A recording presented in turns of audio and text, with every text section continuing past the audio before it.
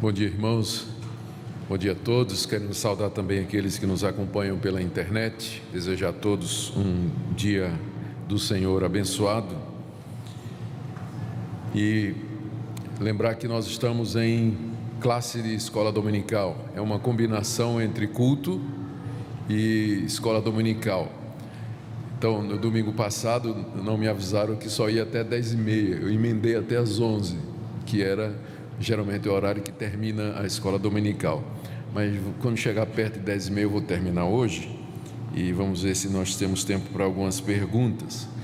O tema da nossa classe, conforme amplamente divulgado, é sobre os desafios que envolvem aqueles que são cristãos, que são adultos, jovens adultos e solteiros. Então, isso de fato é um grande desafio. O que eles não sabem é que o desafio maior é ser casado. Mas enquanto é solteiro, eles pensam que esse é o maior desafio do mundo. Depois que casa, eles dizem, não, agora eu descobri o que é o verdadeiro desafio. Mas enquanto eles estão pensando assim, nós temos que trazer uma palavra de orientação, até porque o número de irmãos e irmãs nas igrejas que não estão casados tende a aumentar nos últimos tempos, por conta das mudanças que têm acontecido na sociedade, a visão sobre casamento, o corre-corre da vida. Antigamente as pessoas casavam mais cedo, hoje em dia elas primeiro precisam, ou acham que precisa ter um apartamento, um carro, um emprego e um mestrado antes de poder casar, não é? E depois que casa descobre que isso não vai fazer a menor diferença no casamento. Mas hoje em dia essa é mais ou menos a visão que as pessoas têm, por isso as pessoas casam tarde demais ou não casam. Também a vida profissional e a carreira se tornou muito atraente para as mulheres, há amplas oportunidades.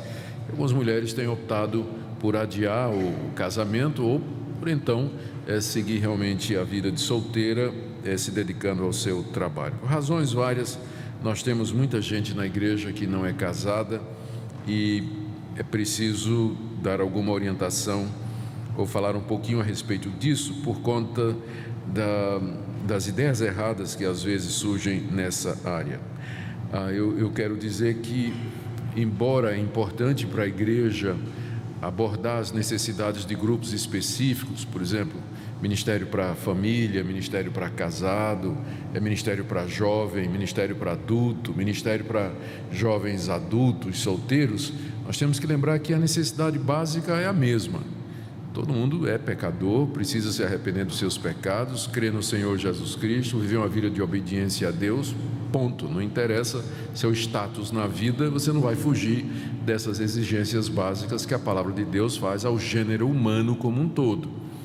Então, precisamos, por um lado, cuidar dos grupos específicos na igreja, mas não a ponto de dar a impressão de que Deus tem um plano para quem é casado e outro plano para quem é solteiro. Que o que Deus quer de uma moça crente é diferente do que Deus quer de um rapaz crente.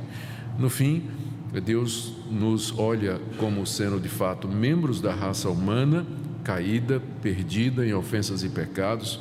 Todos nós precisamos de santificação, precisamos aprender a obedecer a Deus e de fato há algumas nuances e há algumas ênfases que precisam ser explicadas, mas não ao ponto de dividir a igreja em igrejinhas menores, em que essas igrejinhas menores têm sua própria vida, ou seu próprio ministério, ou enfim, giram em torno de si mesmos.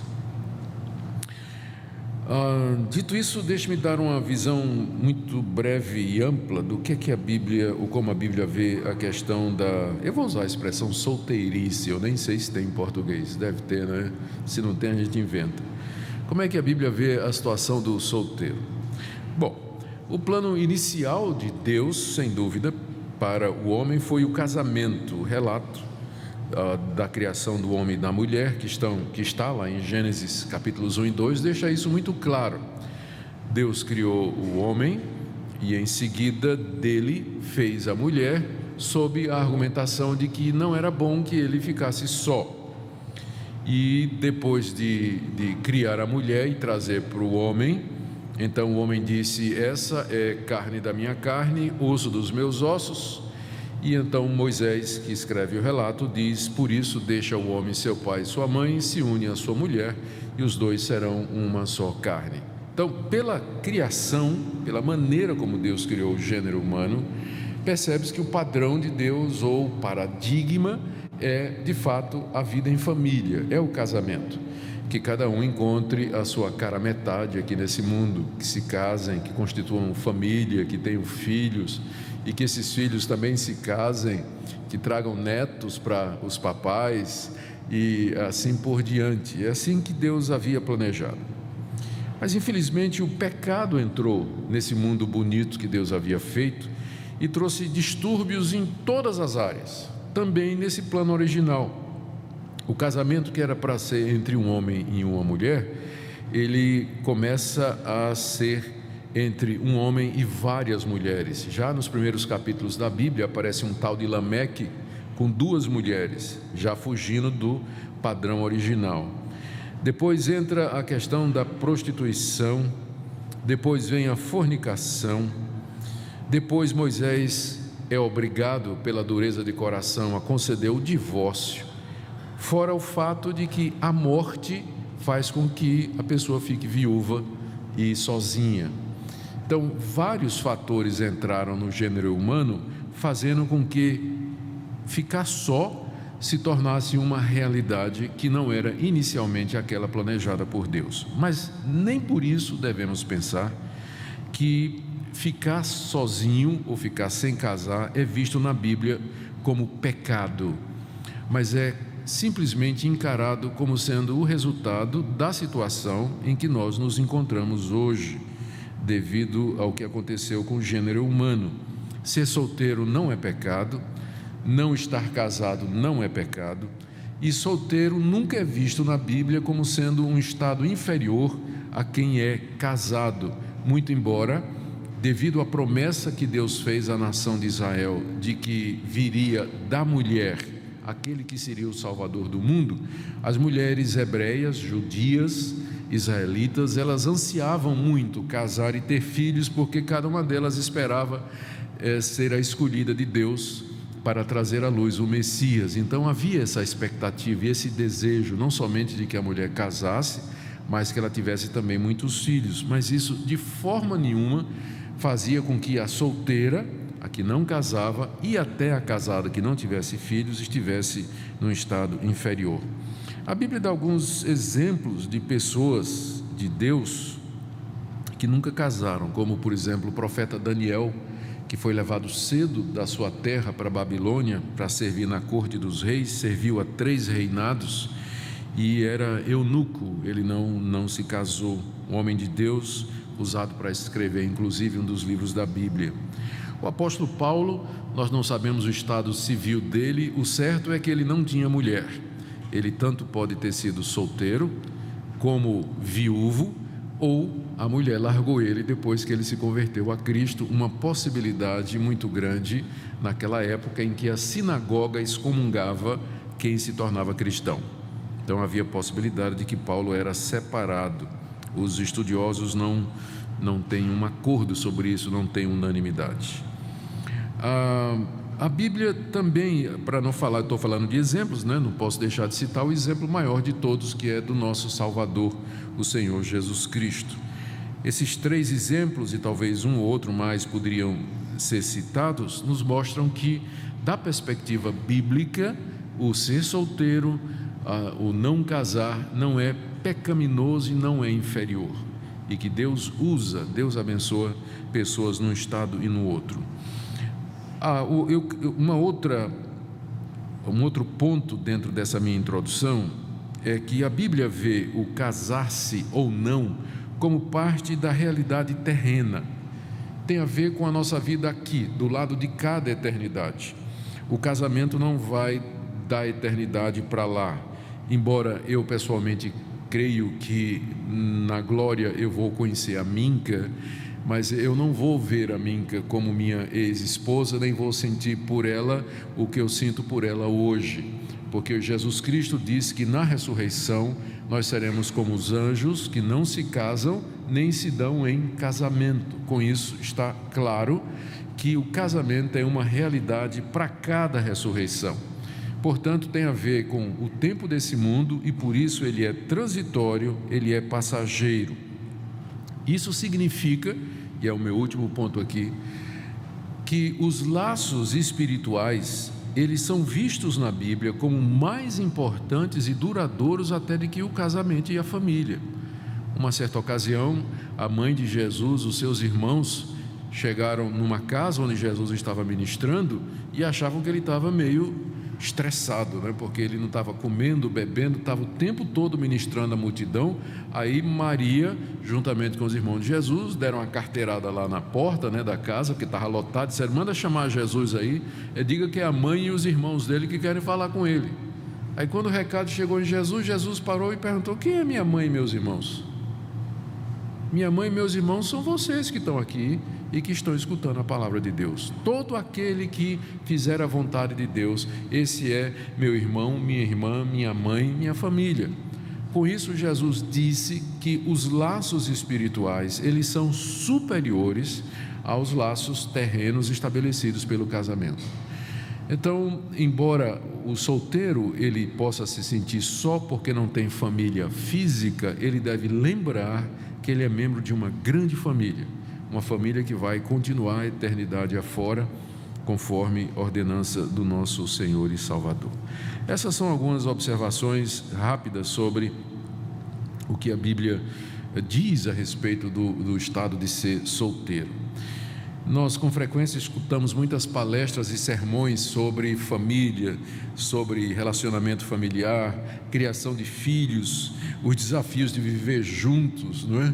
E isso faz com que às vezes a gente assuma que a família e o ser casado é a norma geral. O resultado é que muitos crentes se sentem excluídos porque eles não são casados.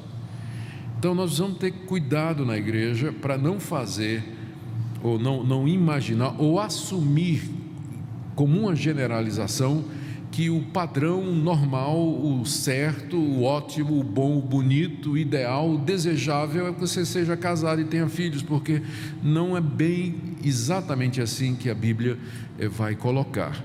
E ao fazer isso, a gente pode fazer sem querer com que esses queridos irmãos não se sintam parte da igreja, porque não são casados, são solteiros, não encontraram por várias razões um companheiro, uma companheira, e por isso estão assim. Daí vem a pergunta: por que algumas pessoas são solteiras? Eu não acredito até porque são mais feias do que as outras, porque tem muita gente casada que é feio de dar dó. Então não tem nada a ver com isso. Você encontra pessoas, moças muito bonitas, rapazes extremamente atraentes, não para mim, mas para as moças, é bom explicar essas coisas, né? E que não casaram. Pessoas simpáticas, inteligentes. Então não é uma questão. E às vezes você encontra gente casada, você pergunta assim: mas como é que essa mulher conseguiu casar? Sério, né? Como é que ela conseguiu casar? Ou então um homem também, que a gente olha assim e diz: como é que esse cidadão conseguiu casar com essa moça tão bonita, né? Tão bonita. Então não penso que é uma questão de ser feio, bonito ou inteligente, mas há circunstâncias outras. Eu vou colocar aqui, respondendo essa pergunta: por que tem gente que não casa? Eu vou dizer que tem alguns que estão solteiros pelas circunstâncias, outros que estão solteiros por opção, e ainda em outros casos, circunstâncias fazem com que a opção melhor seja ficar solteiro. Então vamos ver cada um desses três casos. Primeiro, tem gente que é solteira pelas circunstâncias. Há mulheres que realmente elas não foram feitas para casar, não foram feitas para casar mesmo. Elas não são caseiras, não são casadoras, prezam a sua individualidade, gostam não da solidão, porque ninguém gosta, mas da solitude. Há uma diferença entre solidão e solitude. Solitude é você ficar só, para você ler, meditar, pensar, assistir um filme, ler um livro. Tem muita gente que preza a solitude, ela não se sente solitária, mas ela gosta daquele momento, e que nem sempre isso é possível dentro do casamento. Então tem mulheres que realmente não se sentem atraídas para se dedicar ao casamento. Tem homens que ainda não encontraram a mulher que aceitasse seu pedido de casamento. Eles gostariam de casar, mas ainda não encontraram uma moça, uma mulher que esteja disposta a aceitar o pedido de casamento dele, né? Ele já tentou uma vez, tentou duas, mas as circunstâncias até agora, a princesa encantada ainda não apareceu para ele. Também há pessoas que estão divorciadas, talvez nem por culpa delas, mas por vários motivos. O casamento não deu certo, a pessoa foi abandonada, foi traída, e ela se viu sozinha, essa pessoa, e casar uma segunda vez não parece estar sendo fácil. Você encontra gente nessa situação também. Há os viúvos, que estão sofrendo com a perda do cônjuge, e dependendo da pessoa, alguns sofrem muitos anos antes de se dispor a casar outra vez, outros são rapidinhos nisso aí. E tem gente que é muito adoentada para casar.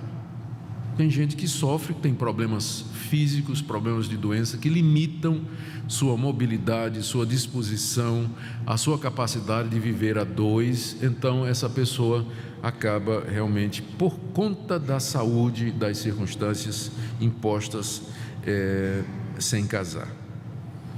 E tem gente que está solteira por opção. Tem gente que observa a vida de solteiro e vê as vantagens que a vida traz, porque tem um monte de vantagem ser solteiro.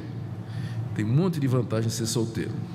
Outros optaram por ficar solteiros, por exemplo, por causa do reino de Deus. O próprio Jesus disse lá em Mateus 19, de 11 a 12, que aquelas pessoas que resolveram ficar solteiras para poder se dedicar ao reino de Deus. E aqui nós podíamos mencionar os incontáveis missionários e missionárias, obreiros transculturais, desbravadores de terras indígenas, gente que vai para lugar que não tem como ir com marido e filhos, ou esposa e filhos, e que dedicou a sua solteirice ao serviço de Deus, optou por servir a Deus dessa maneira.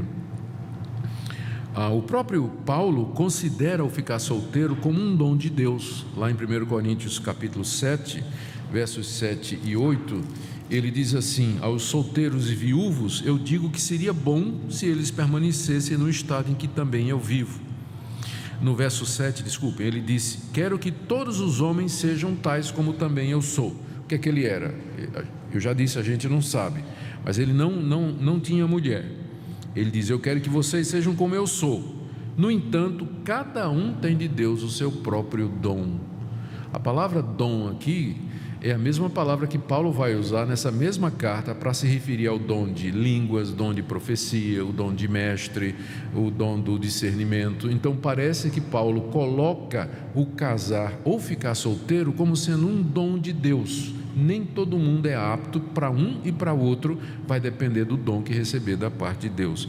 Então alguns de fato receberam o dom de ficar solteiro e se sentir feliz com isso e útil com isso, e aproveitar a vida de solteiro para o serviço de Deus.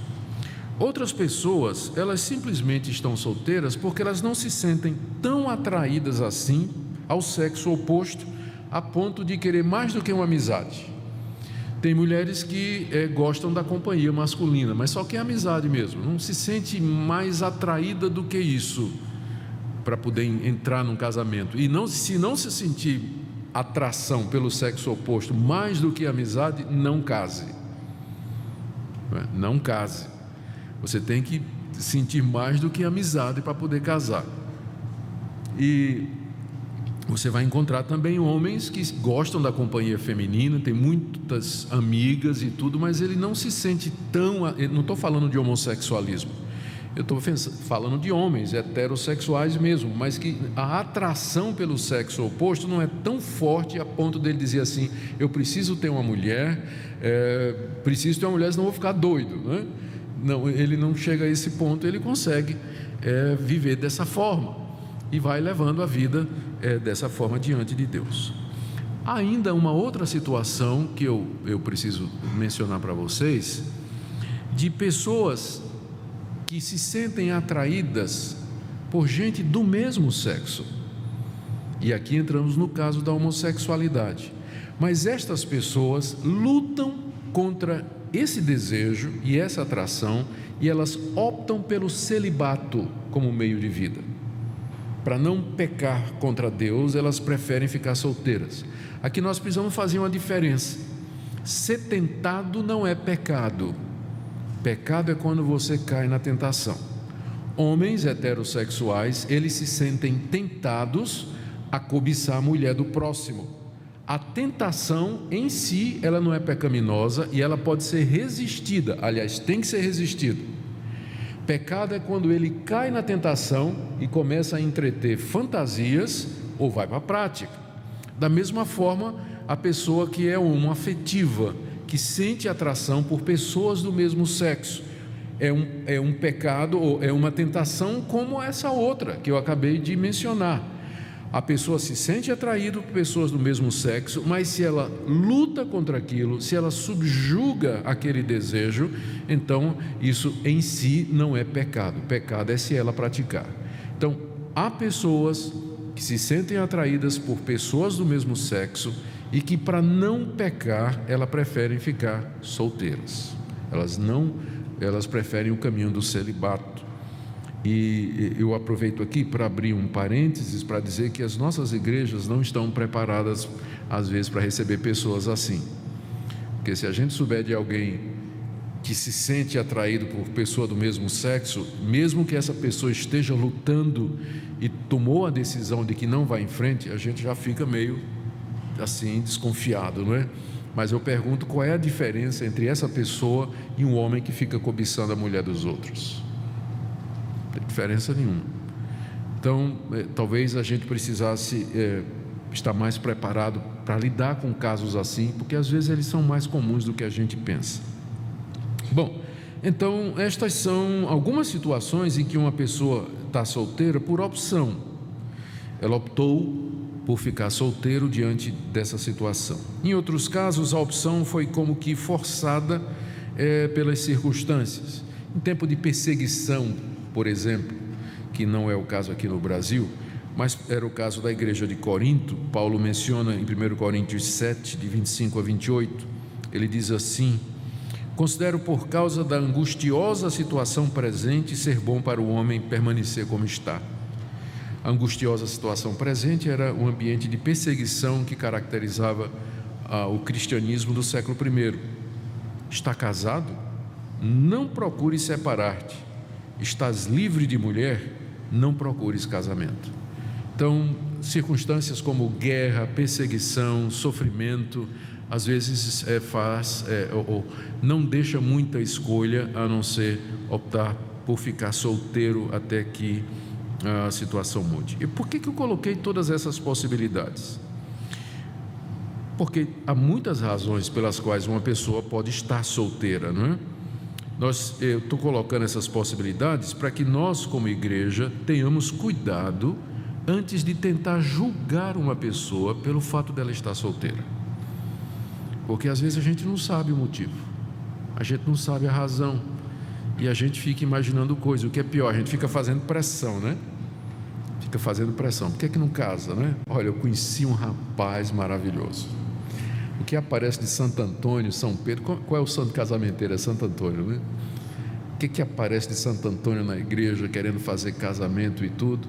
Às vezes pode dar certo, mas às vezes você pode estar pisando a cana quebrada, ou você pode estar sendo inconveniente, ou você pode estar influenciando alguém para tomar uma decisão para a qual ela não está preparada. Eu acho que a igreja deveria ser mais caridosa com aquelas pessoas que optaram pela vida de solteiro ou que estão solteiras por outras circunstâncias tais. Não vamos procurar enquadrar as pessoas nos rótulos que a gente costuma ter antes de conhecê-las.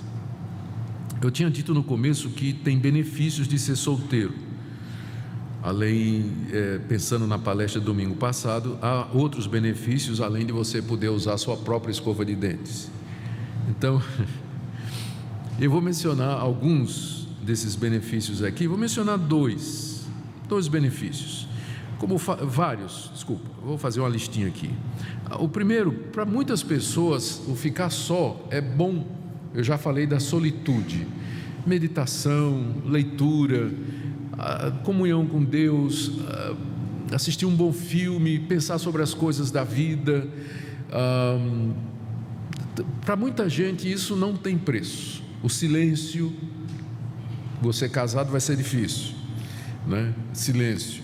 Mas solteiro, você tem a possibilidade do silêncio, e muitas pessoas gostam do silêncio e de escutar seu próprio coração, ou escutar Deus no silêncio, enfim. Tem esse benefício também, para quem gosta disso. O benefício da individualidade, que você pode comer o que você quiser, a hora que você quiser, onde você quiser, vestir o que você quiser, dirigir na velocidade que você quiser, usar seu celular o tempo que você quiser, sem ter de lado alguém que fica regulando. Está depressa demais, né? Vai devagar. Você está usando esse celular o tempo todo, você parece estar me ignorando, eu estou aqui, você fica aí no WhatsApp, né? Então, tem um monte de vantagem de você ficar solteiro, né? Que você pode fazer tudo que você gosta, né? Sem ter alguém no seu pé, né? Pegando no pé para dizer um monte de coisa, né? Para você. Então, tem gente que gosta disso aí, tem benefícios para quem está pensando como é que vai ser a vida, né? Estou falando aqui para os jovens, né, que ficam pensando se vão casar ou ficar solteiro. Eu quero encorajar você a pensar na possibilidade de ficar solteiro, sim, né? Tem muitas vantagens. Se tiver uma guerra, você vai escapar rapidinho, né? Pensa em você arrastar uma mulher grávida com mais 2 meninos pela mão, né, e o tiro comendo para tudo quanto é lado, bomba caindo, para onde é que você vai, né? Tem momentos em que é uma bênção você não ter que se preocupar com cônjuge e filhos. Então a vida de solteiro traz liberdade de alguns cuidados. Veja o que Paulo diz aqui no capítulo 7 de 1 Coríntios, verso 26 a 28. Eu já falei: considero por causa da angustiosa situação presente ser bom para o homem permanecer como está. Ele está falando da situação de conflito em que ele vivia. Uma outra vantagem, um outro benefício de você ficar solteiro, eu espero não estar acabando aqui nenhum namoro, nem noivado, tá, gente? Nem casamento marcado, tá?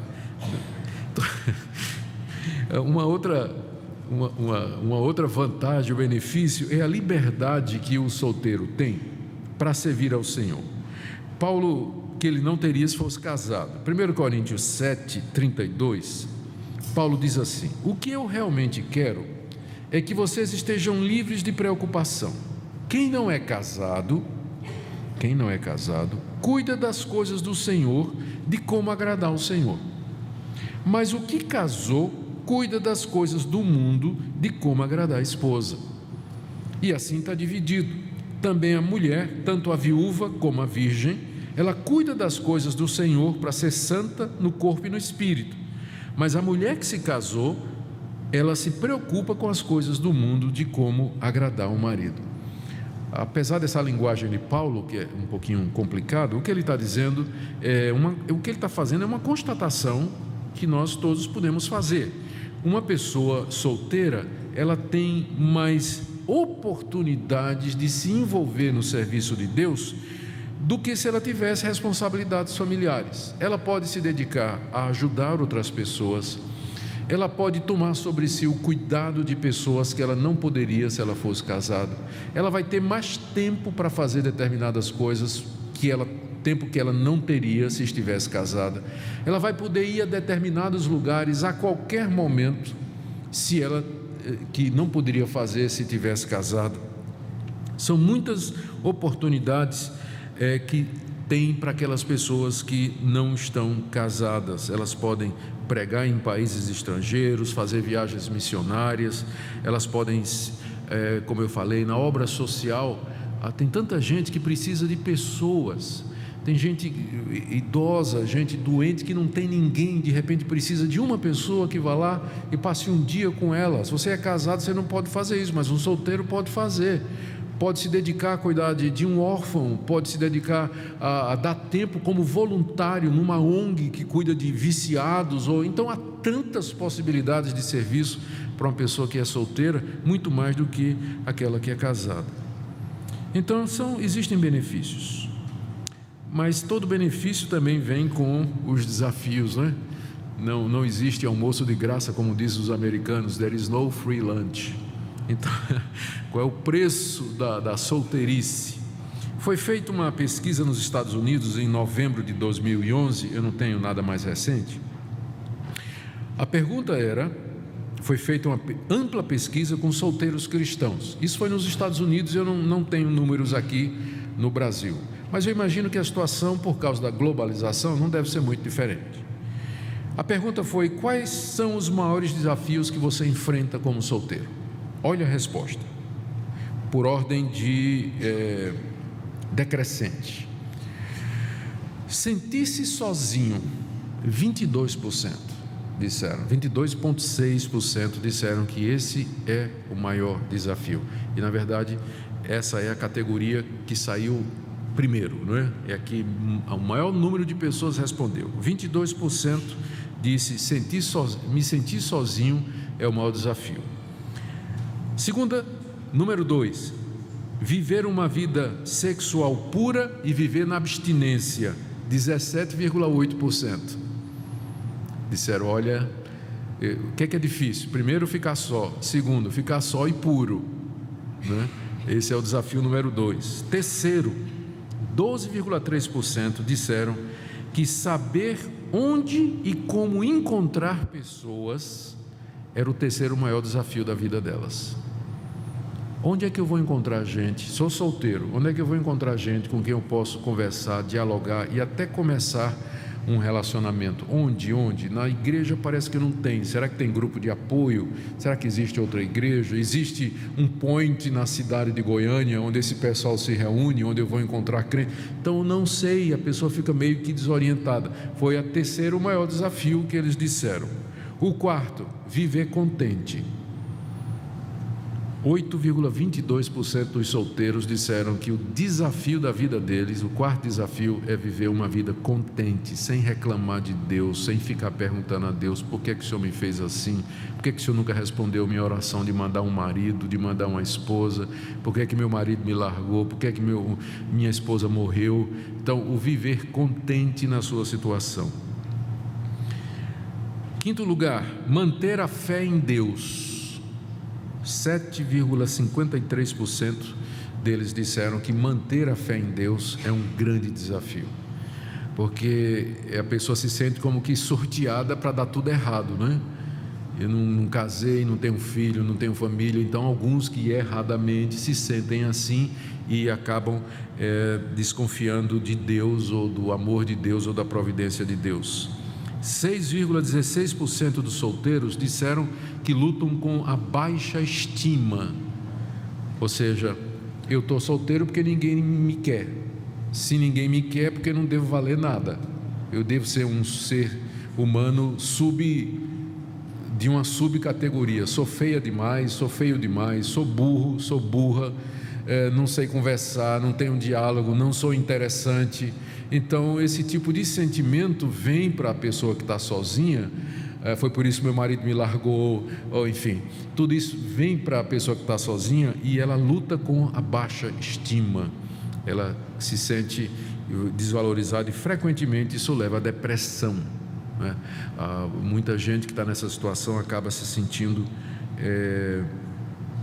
deprimida. Olha aqui em sexto lugar, 1, 2, 3, 4, 5, 6, sétimo lugar, 4,79%, 5% dos solteiros disseram que um dos grandes desafios é saber o quanto é longe demais no namoro. O quanto é ir longe demais no namoro. Está solteiro, não casou, mas tem um namorado. A pergunta é: qual é o limite? Até onde eu posso ir no namoro? Especialmente quem já foi casado, divorciado ou viúvo, né?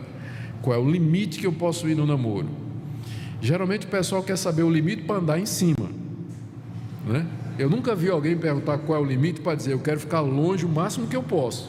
Geralmente o pessoal quer saber o limite para poder andar em cima assim, né? Até onde eu posso ir? Outra coisa, outro desafio que é compreensível: criar filhos sozinho, porque tem solteiros que têm filhos, né, que vieram de um relacionamento ou que foram separados, ou morreu o cônjuge e de repente se vê com filhos para criar e criar sozinho, e de fato isso é um desafio muito grande. Aí vem outras categorias, né? Pressão de amigos e de família para se casar, o pessoal fica em cima, né? Tem que casar. Sair com alguém de outra religião, você é evangélico e de repente aparece alguém interessante, mas ele é espírita, ou ele é católico, ou de alguma outra religião aí, né? Como é que faz? Sair com descrente. Enfado. Alguém, 2,74% diz que a vida de solteiro é muito chata, né? Depois de casar vai dizer que como eu era feliz e não sabia, né? Mas por enquanto ele está achando que vida de solteiro é muito chato, né? Não acontece nada. Enfim, essa é aqui a tabelinha.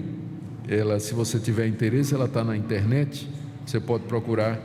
Está em inglês, né? Mas você pode procurar os maiores desafios dos solteiros cristãos nos Estados Unidos em 2011. Você vai encontrar a tabelinha com todos os números que estão ali.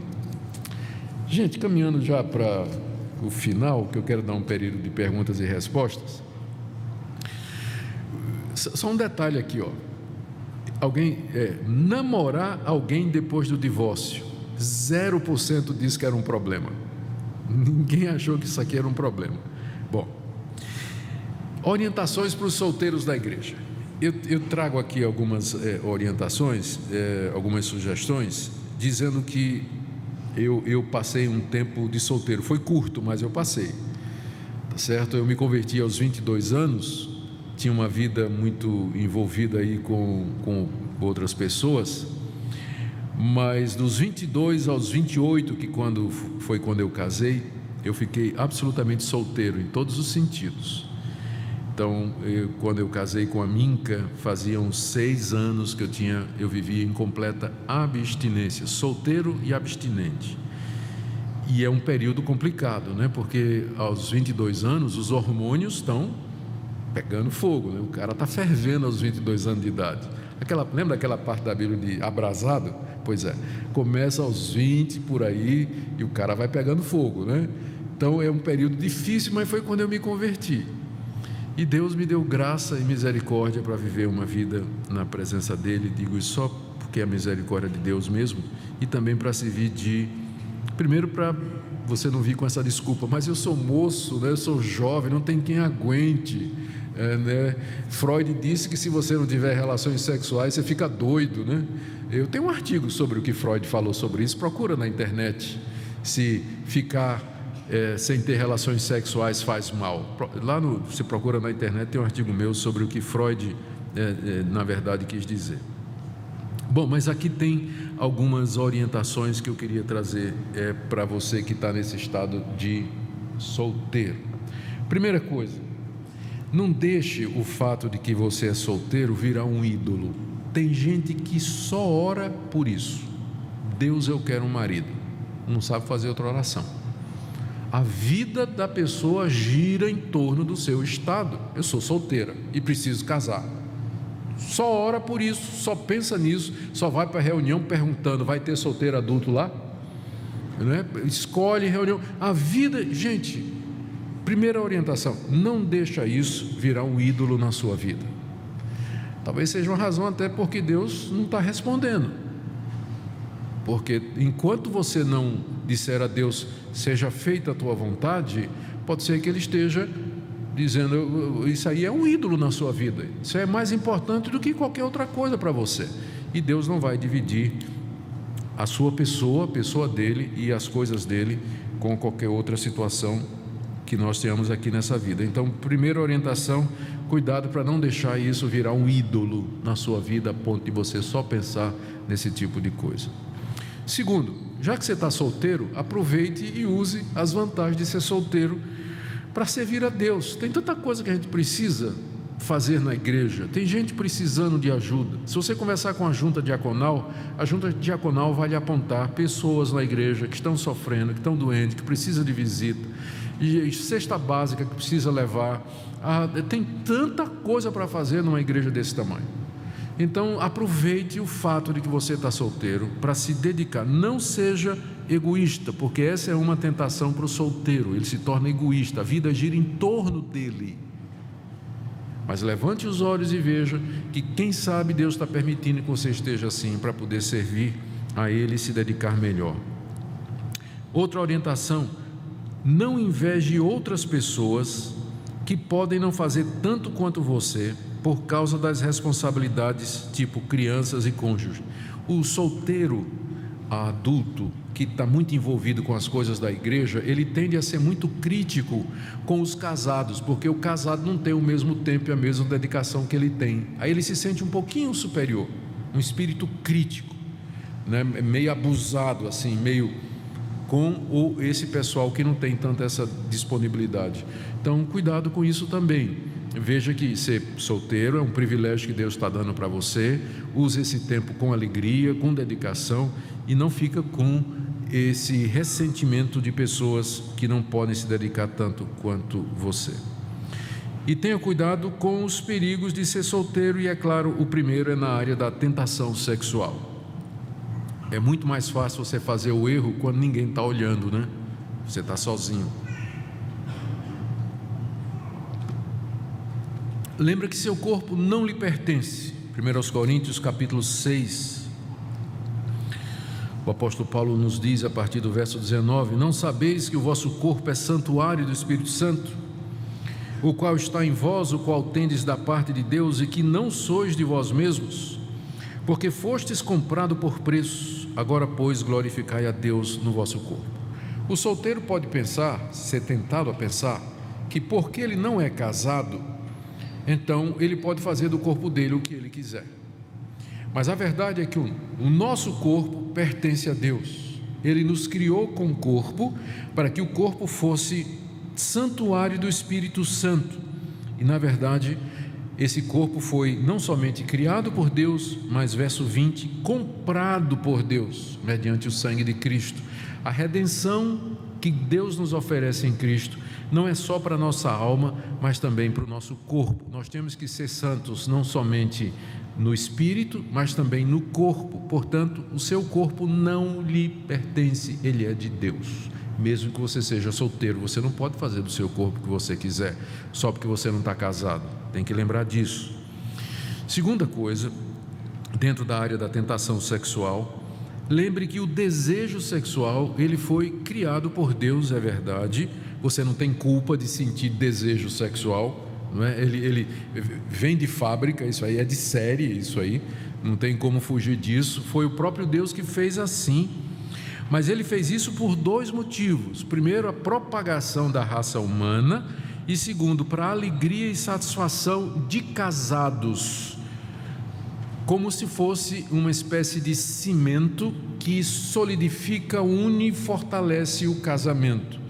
As relações sexuais são uma porcentagem muito pequena, quando a gente pensa em termos de tempo, do casamento. A gente gasta muito mais tempo conversando, se relacionando, fazendo outras coisas. O relacionamento sexual é mínimo em termos de tempo comparativo, mas ele é uma cola poderosa, é um cimento poderoso para manter a união. E Deus fez com esse objetivo, essa intimidade sexual une de uma forma muito poderosa marido e mulher. Relações sexuais fora do casamento, elas são chamadas na Bíblia de fornicação. Procurei na sua Bíblia Mateus 15:19, Gálatas 5:19, Efésios 5:3, Colossenses 5:3, são exemplos, entre outros, de passagens onde aparece o termo porneia, que é traduzido com frequência como impureza sexual e mais propriamente fornicação ou imoralidade, se referindo a relações sexuais fora do casamento. A Bíblia olha para as relações sexuais fora do casamento como sendo uma impureza sexual, mais especificamente porneia. Por isso que a Bíblia diz que a opção à fornicação é o casamento. 1 Coríntios 7, o apóstolo Paulo diz assim no verso 1: quanto ao que me escrevestes, é bom que o homem não toque em mulher. Os coríntios tinham feito uma pergunta lá, se valia a pena casar. Bom, na situação que vocês estão, é melhor não, diz o apóstolo Paulo, pensando na perseguição. Mas, por causa da porneia, por causa da impureza, cada um tenha a sua própria esposa e cada uma tenha o seu próprio marido. A alternativa que a Bíblia dá para fornicação, imoralidade, ficar, namorar, a alternativa para isso, que a Bíblia considera como sendo fornicação e impureza, é o casamento. Não tem meio termo aqui. Se você não tem o dom de ficar solteiro e puro, a alternativa é casar, mas não ficar na fornicação. Essa é uma tentação que o solteiro sente muito, é uma tentação. Gente, e é por isso que eu pedi para até uma certa idade o pessoal sair. Masturbação não ajuda. Tem gente que apela para isso como ajuda. Não ajuda porque se torna um vício, e você vai ficar com a consciência pesada e vai brigar com esse vício, e é um vício que você não larga com facilidade, e envolve fantasias eróticas. Jesus disse que aquele que olhar para uma mulher ou um homem com intenção impura, no coração já adulterou com aquela pessoa. Ninguém se masturba pensando na catarata do Niágara, né? Então não é uma alternativa, não vai ajudar você. Na verdade, vai alimentar fantasias e desejos que não podem ser satisfeitos agora. A mesma coisa com relação ao estímulo sexual. A nossa sociedade, ela estimula sexualmente. Eu não estou falando de pornografia, isso aqui eu não preciso nem falar, não é? Mas a nossa sociedade, ela estimula sexualmente tudo que está ao nosso redor: televisão, mídia social, música, para vender caixa de fósforo, palito de dente, carro, casa, apartamento. É sempre uma mulher, não é pelada, mas uma mulher sensual.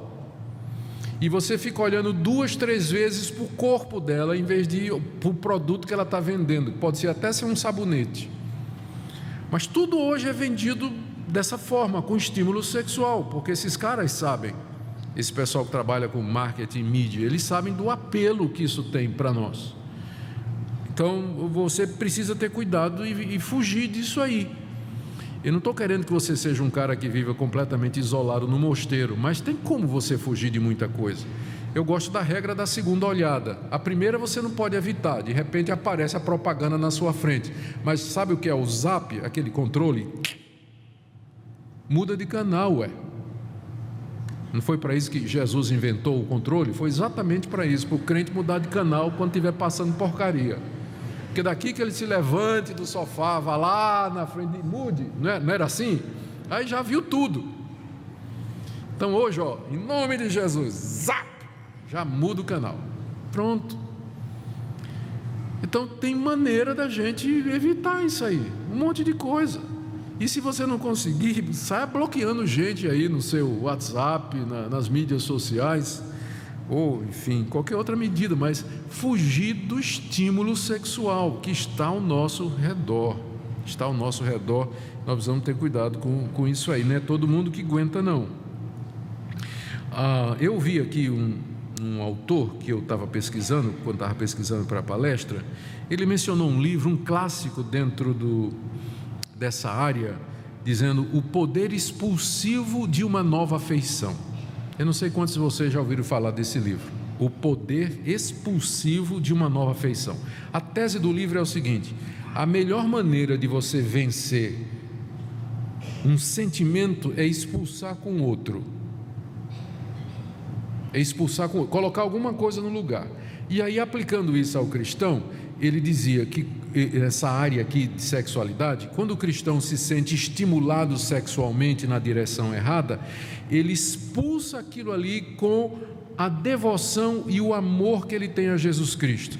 E eu copiei aqui uma oração que ele disse que ele fazia: Senhor, eu tomo esse estímulo, no caso o estímulo sexual, que vem competir contigo purifico e direciono a ti para te servir e para te honrar. Já que você não consegue fugir, transforma.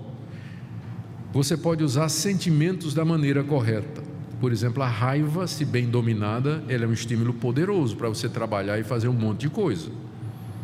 Mas se você consegue controlar a raiva e orientá-la, você faz um monte de coisa que um apático, um indiferente, um banana não faz. Mas se você usa, a raiva é uma emoção que, bem controlada e orientada, ela pode ser muito útil no reino de Deus. Pensa em Jesus expulsando lá os cambistas do templo de chicote na mão e outras coisas assim. Mas é o poder expulsivo de uma nova afeição, dirigir esses desejos, dirigir esses sentimentos para a pessoa de Cristo e dizer que Ele é o Senhor da sua vida e que você vai viver para a glória dEle. Ainda nessa linha, mantenha-se ocupado, encha a mente com a palavra de Deus, não gaste muito tempo sozinho. Se você está namorando, resista à tentação da intimidade sexual, porque são o prelúdio do ato sexual. Quando você começa a palpar algumas coisas, permitir certas intimidades, seu corpo começa a se preparar para o ato sexual, e aí parar é complicado. Ou termina em masturbação em casa ou no banco traseiro do carro, ou os pensamentos vão ficar por aí. Então tem que controlar, tem que segurar. Você quer saber o limite? Eu vou lhe dizer o limite, só para você tem que parar 10 metros antes, não é para andar em cima, mas 10 metros antes você tem que parar, porque se começar a mexer com isso, vai chegar a esse ponto aí. Primeiro perigo, então, é na área da tentação sexual. A nossa sociedade, ela estimula demais o solteiro, o adulto, o jovem adulto, a ter casos, sair com gente, ter namorado, mudar de namorado, ou ter um namorado, uma namorada fixa, sem casar, sem compromisso e tudo. Isso não é para o cristão, você não vai encontrar fundamentação bíblica para isso. O ambiente apropriado para a realização do desejo sexual é o casamento. Se você não aguenta ficar solteiro, case, mas não tem isso de você ficar solteiro e fornicando, é contra a palavra de Deus, está errado, está errado. Outra tentação aqui, a solidão. O que é que eu posso dizer para quem se sente solitário? Não estou falando de solitude, né, mas de solitário. Aceite convite para estar com outras pessoas, inicie oportunidades para estar com outras pessoas. Aproveite o ficar sozinho para meditação, oração, estudo da palavra. Vá a outros lugares, saia de casa. Tem solteiro que se sente deprimido, mas não quer nem sair de casa. Pois saia, vá para outros lugares. Não faço, garanto que não vou disciplinar você. Visite outra igreja, né? Vá lá assistir o culto em outra igreja. Pode ser até uma igreja batista, não tem problema. Até uma igreja da Assembleia, não tem problema nenhum. Depois eu lhe dou a lista das que eu não deixo, tá? Mas por enquanto, não é? Visite, passeie. Tem gente que fica sozinho lambendo as feridas em casa porque é só, desprezado, rejeitado. Você tem que vencer isso aí.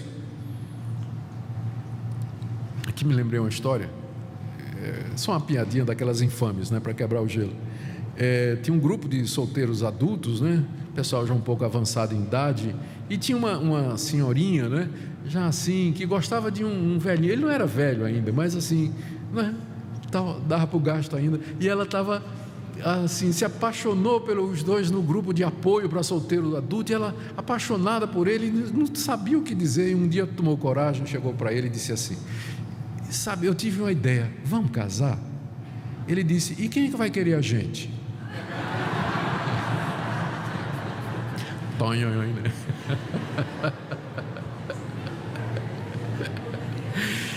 Fique atento para as oportunidades. De repente ela está aí diante de você e você não está vendo, né? Sobre solidão, que é a parte mais difícil, eu acho, é de fato a questão da solidão. Outra tentação, perigo de ficar irado com Deus. Durante anos você orou por um marido, uma esposa. Talvez o que você devesse orar, na verdade, era para que Deus lhe desse coragem e alegria em qualquer situação em que Ele lhe colocasse. Em vez de dizer a Deus, eu só aceito se for um marido, eu só aceito se for uma esposa, devia orar, Deus, que seja feita a tua vontade, me dá coragem e graça para viver, ou como solteiro ou como casado. Confie em Deus, todas as coisas cooperam para o bem daqueles que amam a Deus. No tempo dele as coisas vão ficar claras. Outro perigo é egocentrismo. Eu já falei sobre isso, a necessidade de você não deixar que você seja o centro da sua vida, mas pense nas outras pessoas, e também pressões para casar de qualquer forma. Sob pressão, muitos solteiros acabam cometendo um erro grave, casando errado, jogando fora uma oportunidade que Deus deu na vida deles, que era aproveitar a solteirice e servir a Deus. Por último, gente, lembre-se que você está na família de Deus. Você tem muitos pais, irmãos, mães, irmãs e filhos. Marcos 10, 29 a 30, foi isso que Jesus disse. Quem são os meus familiares? São esses que estão aqui e que estão escutando a palavra de Deus. É com esse pessoal que você vai viver a eternidade. Com quem você casou não vai fazer diferença na eternidade para lá. Lembra disso. Lembra da promessa de Isaías 56, de 3 a 5, eu escutei um sermão de John Piper sobre isso, achei impressionante. Isaías 56, de 3 a 5, Piper estava falando exatamente sobre esse assunto. Não diga o estrangeiro que se houver chegado ao Senhor dizendo, o Senhor com efeito me separará do seu povo. Nem tampouco diga o solteiro, o eunuco, eis que sou uma árvore seca, porque assim diz o Senhor aos eunucos que guardam os meus sábados, que guardam a minha lei, escolhem aquilo que me agrada e abraçam a minha aliança. Darei na minha casa e dentro dos meus muros um memorial e um nome melhor do que filhos e filhas. Um nome eterno darei a cada um deles que nunca se apagará. Olha a promessa que Deus faz ao solteiro fiel. Ele diz assim, eu vou te dar um nome que é melhor do que filhos e filhas. Talvez seja por isso que mais adiante no Novo Testamento o Senhor Jesus Cristo diz assim, o que vale de fato é fazer parte da família de Deus. Se Deus nos der família aqui nesse mundo, amém, aproveite. Mas se Ele não der, não se sinta excluído por isso, mas pensa na família de Deus. Última palavra, e essa é para quem não é solteiro. Primeiro, para de pegar no pé de quem é solteiro. Para de pegar no pé. Você não sabe o que é que a pessoa está assim. Não faça pressão. Cuidado também quando você vai criar seus filhos, para não dar a impressão de que se ele não casar, ele vai ser uma pessoa anormal, ou vai ser uma pessoa estranha. Cuidado quando criar seu filho sobre isso, quando for ensinar seu filho a respeito disso aqui. Segundo, seja receptivo para com aqueles que são solteiros por opção. Tem gente que optou para ser solteiro, gente. Amém. Eles precisam de apoio, de encorajamento e amém por isso. Não é para ficar em cima, criticando, condenando, ou arrumando namoro, ou arrumando casamento. Ele não quer, ele quer ficar solteiro. Amém. Ele pode ser solteiro e feliz perfeitamente. Alguns têm o dom de Deus para ser solteiro. E graças a Deus pela diversidade de dons ao seu povo. E aqui uma palavra para o pessoal que foi empossado há alguns dias atrás aqui na igreja, que estão na liderança de ministérios e sociedades internas. Procura na sociedade interna e no ministério quem é solteiro. Esse pessoal trabalha bem, dá trabalho para esse pessoal, porque casado tem muita coisa para fazer. Não é que ele é desocupado, mas ele vai ter mais disponibilidade. Faz um levantamento e chama para perto, dá responsabilidade, você vai ver como de repente eles vão se sentir muito felizes por serem úteis. E por último, seja compreensivo para com aqueles que são solteiros pelas circunstâncias. Pense nos desafios que eles enfrentam, orem por eles e os ajudem. Terminando então, queridos, não importa a nossa posição nessa vida, Deus sempre pode nos dar força e sabedoria para viver uma vida produtiva e alegre. A minha oração é que Deus abençoe esses irmãos lhes dê graça e misericórdia e que ajude a nossa igreja a ser uma igreja receptiva, uma igreja compreensiva, abençoadora, onde solteiros e casados possam viver juntos para a glória de Deus. Amém? Vamos ficar em pé e vamos orar?